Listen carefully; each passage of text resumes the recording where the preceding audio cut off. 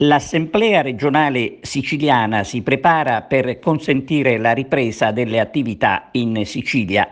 Ad occuparsi della fase 2 è la quarta commissione presieduta da Giusy Savarino.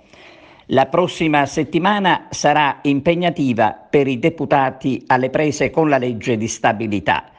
Lunedì mattina la quarta commissione riprenderà i lavori con un programma i cui dettagli sono stati resi noti dal presidente Savarino, che intanto si dichiara soddisfatta del lavoro svolto dal governo Musumeci sull'emergenza sanitaria, ma adesso dice dobbiamo organizzare bene la ripresa delle attività.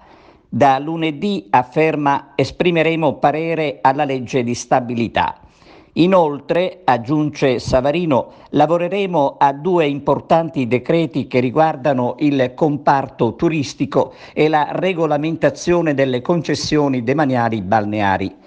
Il presidente della quarta commissione dell'ARS fa il punto sul grave danno subito a causa del coronavirus, con 4 miliardi di fatturato persi su un totale di 101 miliardi di euro, stando alla stima dell'ufficio statistica della regione.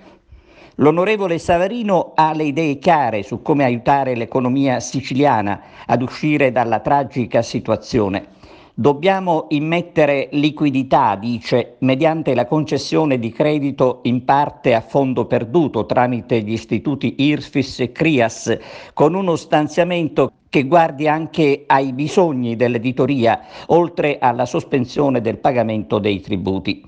Nessuno verrà dimenticato, ci sarà attenzione anche per le associazioni che si occupano di spettacolo. Savarino chiede però la collaborazione dei colleghi per approvare le misure in programma. A questo punto i siciliani sperano che da parte della Regione arrivino sul serio le risposte alle provvidenze annunciate, visto che il periodo non si presta affatto alle parole, ma servono fatti concreti per risollevare il territorio.